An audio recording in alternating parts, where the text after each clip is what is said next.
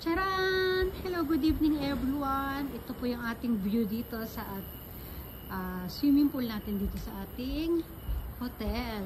Ayan. O, diba? Ayan ang ating night view.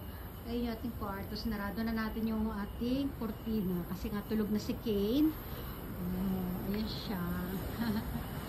O, diba? Ang ganda. Wow!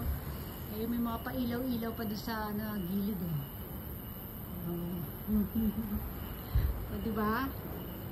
O, ito yung barbecue area. Ayan. O, diba? Ang ganda-ganda. Tapos dito sa wala. Kasi. Dito naman yung ating, ayan, yung ating bathtub. Ayan, sa loob. O, diba? Dagat doon sa dulo.